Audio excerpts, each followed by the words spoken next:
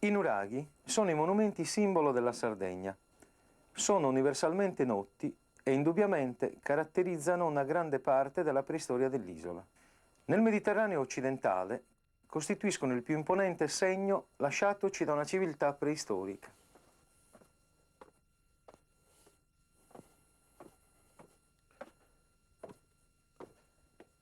Il popolo dei cosiddetti nuragici ha costellato la Sardegna di numerosissimi edifici megalitici, onnipresenti e ancora gelosi dei loro segreti. Segreti che gli studiosi hanno saputo o potuto svelare solo in piccola parte. Ma cosa sono realmente i nuraghi? Ad un primo sguardo, essi possono sembrarci primordiali accumuli di pietre o alte torri che il tempo e gli uomini hanno svetato. Le divulgazioni più comuni sono quelle dei messaggi turistici, che rimandano spesso a poche grandi strutture interpretate come fortezze. Il nuraghe in cui ci troviamo è il Santo Antine di Torralba, uno dei complessi più belli ed imponenti. Rappresenta indubbiamente uno dei maggiori esempi dell'architettura nuragica ed è anche uno dei meglio conservati. È costituito da alte e robuste torri che nell'insieme realizzano un edificio imponente e splendido, dalle forme e dalle strutture regolari. Ma i nuragici giunsero ai livelli di una così alta architettura e a questa straordinaria capacità tecnica e operativa solo dopo molti secoli di sviluppo sociale ed economico. Ai primordi di questa forte civiltà troviamo un popolo, o meglio, come è più realistico pensare, diversi popoli dalla vocazione di costruttori, che approdarono in Sardegna in un tempo che oggi possiamo calcolare tra gli ultimi secoli del terzo millennio a.C. e gli inizi del secondo. I segni della vocazione di costruttori sono evidenti già dai tempi più antichi e la cronologia di numerose costruzioni attesta oggi quei lontani inizi.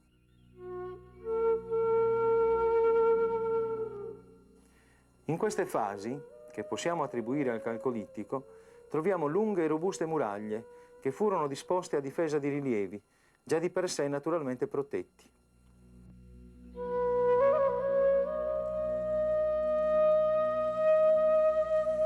In posti rilevati, nelle piane fertili e dominanti su vasti orizzonti, vengono edificate muraglie con evidenti intenzioni difensive.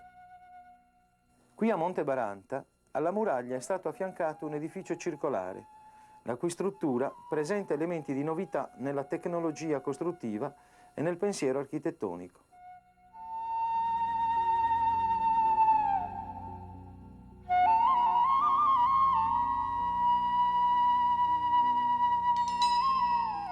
In questi edifici antichissimi troviamo molti degli elementi tecnici e delle forme architettoniche che in seguito si svilupperanno nelle diverse regioni dell'isola.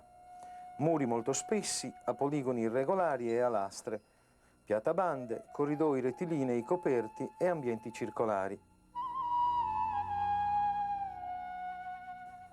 Le tecniche sono semplici ed efficaci insieme. Grandi lastre o massi brutti vengono giustapposti anche ad integrazione delle emergenze naturali. All'interno dei paramenti murari esterni si realizza un semplice accumulo di pietre. Gli edifici hanno il carattere del megalitismo. Sono costruiti con grossi blocchi poligonali disposti ad incastro in filari irregolari. Dalla corposità dei muri di difesa di queste realizzazioni antichissime discendono forse i primi grandi nuraghi a bastione, come questo di Bruncumadili della Giara di Gestori, o come il Tusari di Silanus. Non possiamo però escludere che questi imponenti edifici a sviluppo orizzontale possano essere coevi alle grandi muraglie. La diversità strutturale e planimetrica può essere infatti dovuta alle differenti consuetudini costruttive delle diverse etnie, che contemporaneamente in diverse regioni abitarono la Sardegna.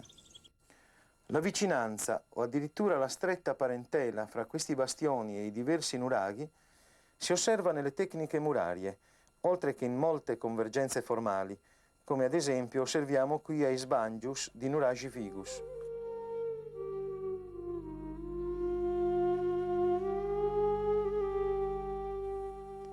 Questo antichissimo e straordinario nuraghe ha una forma irregolarmente rettangolare, con due muri esterni curvilinei. L'impianto è realizzato con la tecnica del muro detto a sacco, ottenuto con un riempimento di pietre piccole.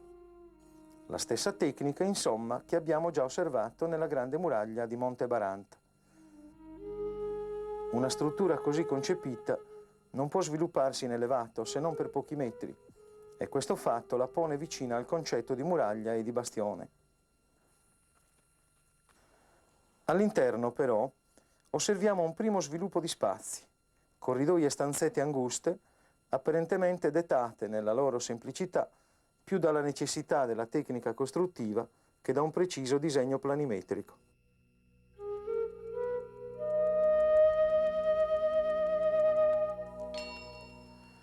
Dunque, possiamo dire che differenti moduli costruttivi diedero vita a diversi tipi di nuraghi, che nel tempo si svilupparono in modo indipendente o in forme sincretiche, dando luogo ad edifici sempre più rispondenti alle esigenze di vita dei costruttori.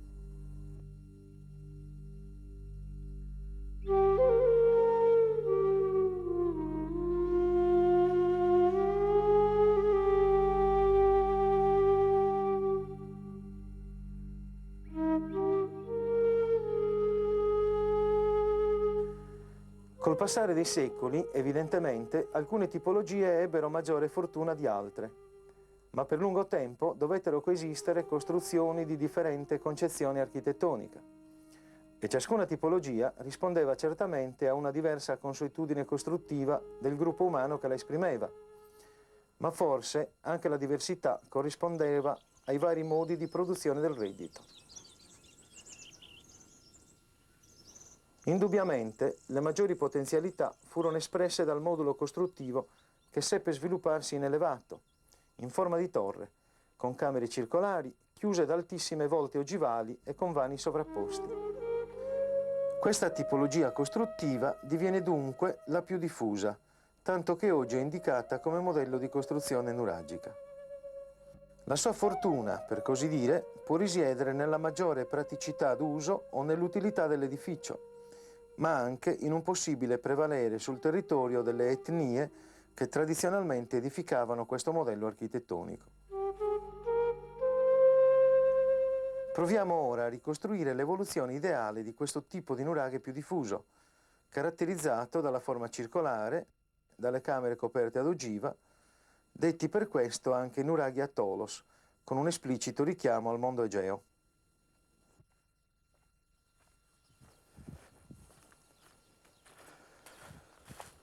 Qui a Dos Nuraghes di Borore osserviamo un edificio circolare molto robusto, costruito con blocchi poligonali di taglio naturale, collocati ad incastro. All'interno un alto corridoio d'accesso conduce ad una sola camera circolare, il cui soffitto, ora ampiamente svettato, non lascia dubbi sulla totale copertura d'ogiva.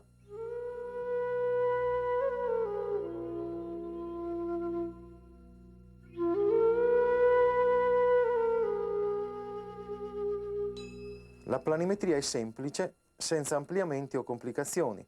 Tuttavia, un particolare costruttivo insolito suggerisce la presenza di un piano sopraelevato. Si tratta di un'apertura, ora ostruita quasi totalmente da massi di crollo, che si nasconde nell'alto del vano d'accesso. Questo monumento è stato scavato di recente e dai lembi più profondi vengono indicazioni di un'alta antichità. Una datazione al 2000 a.C. colloca in un quadro nuovo il nuragico, la sua cronologia e i nuraghi a tolos. Dunque, questo edificio, dalla struttura compiuta e progredita, si pone già alle origini del nuragico, con l'alta copertura d'ogiva e un piano rialzato, e, significativamente, non appartiene a fasi evolute. La sua consistenza e la sua datazione confermano dunque che non ci fu una conversione tipologica dei nuraghi a bastione, a corridoio o a stanzette anguste, verso il nuraghi a tolos, ma che ogni tipologia fosse già rappresentata fin dalle origini. Non esistono quindi i cosiddetti pseudonuraghi antichi da contrapporre ai nuraghi veri, più evoluti, ma solo nuraghi di diverse tipologie. Questo non significa che non ci fu una evoluzione nell'ambito delle diverse tipologie. Un progresso architettonico può essere rilevato in tutti i tipi di nuraghi, soprattutto in quelli a sviluppo verticale voltati ad ogiva. Il filo evolutivo dei nuraghi a Tolos potrebbe avere le sue radici in un monumento che abbiamo già avuto modo di osservare, l'edificio circolare del complesso di Monte Baranta, ampio e non voltato, ma che ha in sé l'idea e la tecnica costruttiva che troviamo nei nuraghi d'epoca successiva. Lo spazio circolare verrà voltato e, nel tempo, si arricchirà nell'articolazione planimetrica, così come è avvenuto in questo nuraghe di Crastu nel comune di Sodì, che nasce dall'addossamento di un grosso muro ad uno precedente. Le soluzioni di copertura sono differenti anche in funzione delle diverse planimetrie. Quando le pareti si incurvano e la volta diviene saliente verso il centro, produce un'ogiva schiacciata, come è questa dell'altro nuraghe di Crastu. Il nuraghe custodisce un'ogiva di singolare bellezza, che alcuni autori dell'Ottocento definirono a tettoia, e, osservando la forma della copertura, ne ricaviamo l'impressione degli spioventi. L'apertura sul fondo conferma ancora una volta che queste strutture dalle pareti aggettanti si reggono per gravità e non per contrasto. L'ampia camera ha una superficie davvero ragguardevole, non certo inferiore a quella delle più celebrate camere circolari a Tolos. Questa particolare tipologia di nuraghe è certamente assai antica. Deriva probabilmente dalle strutture a bastione, che contengono al loro interno solo piccole stanzette a forma di goccia.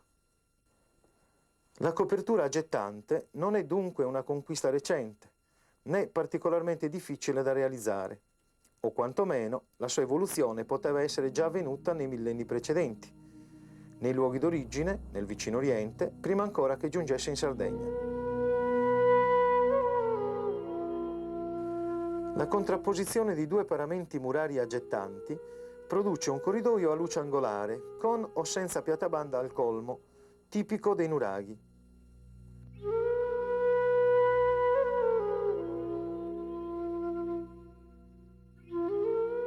Indubbiamente non tutte le tipologie a cui abbiamo fatto cenno ebbero uguale vita, come significativamente possiamo vedere qui nel nuraghe orgono di Ghilarza, la cui struttura antica abbiamo già osservato anche nel vicino Crastu.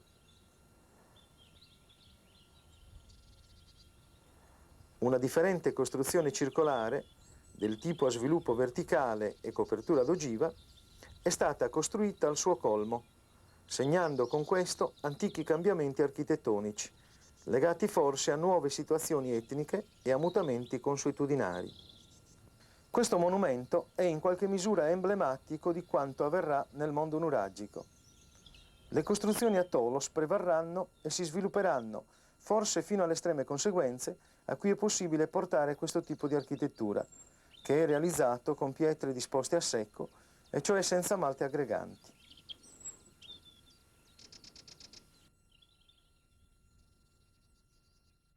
La Tolos è un elemento di notevole importanza nell'architettura nuragica, un elemento vincente nella selezione evolutiva dei nuraghi.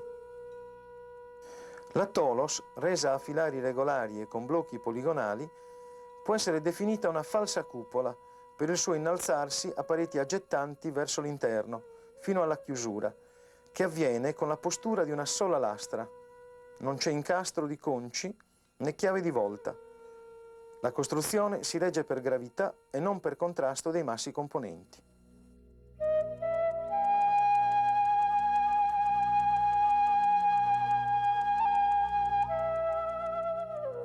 La tecnica dell'aggetto nella copertura delle camere dava la possibilità di realizzare ogive anche straordinariamente alte e suggestive, come questa del nuraghe Isparas, in comune di Isili, la cui altezza di circa 12 metri e il suo diametro di 5 sono esaltati dalla regolarità dei conci calcarei posti in opera.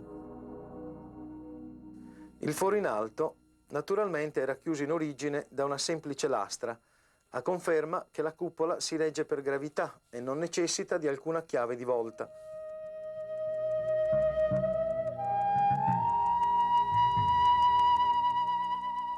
La solidità dell'ogiva nuragica è straordinaria, come vediamo in questo esempio di Orolo in comune di Bortigali, dove possiamo osservare come al colmo della tolos basale, ora danneggiata, gravino i pesanti muri delle pareti superiori, che in origine si innalzavano fino a contenere altre 2 camere.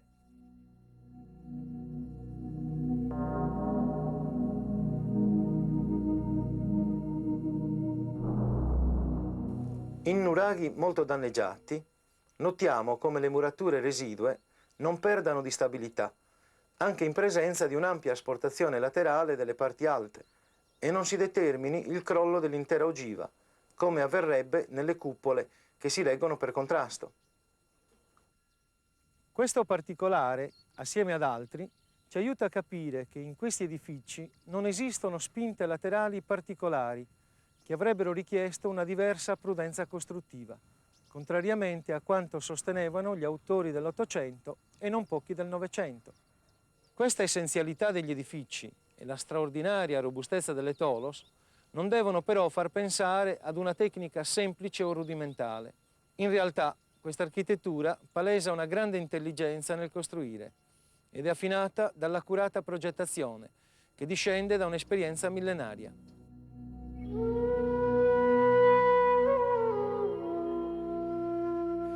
Nella bellissima tolos del Nuraghi Aurù, in comune di Soddì, osserviamo lo stesso particolare dello svettamento, e questa volta in una ogiva dal forte aggetto, tale da consentirci un accostamento con le tolos micenee, meno acute o slanciate delle sarde, come si può osservare a Micene nella tomba di Atreo.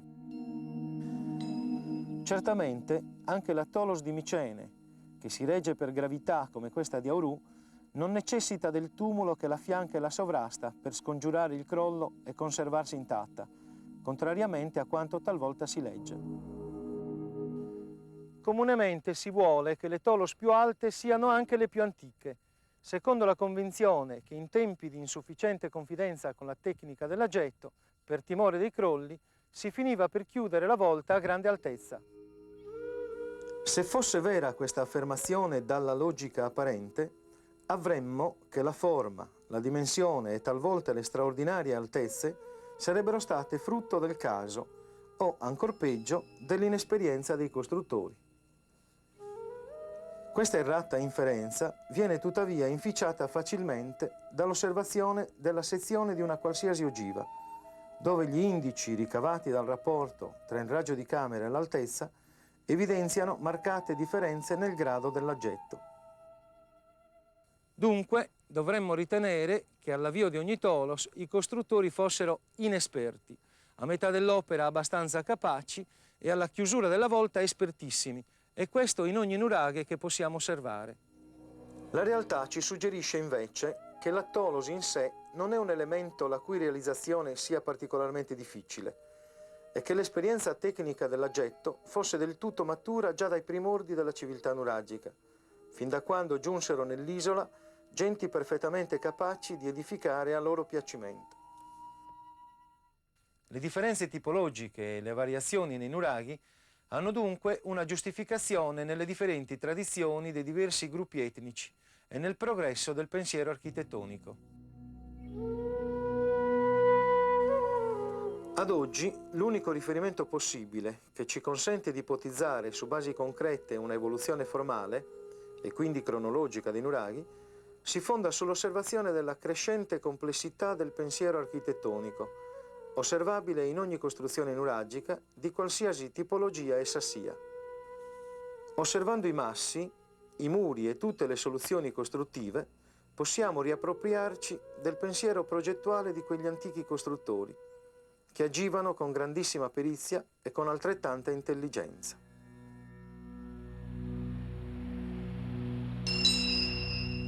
I nuragici erano davvero giganti, non nel fisico, ma nella forza del loro intelletto.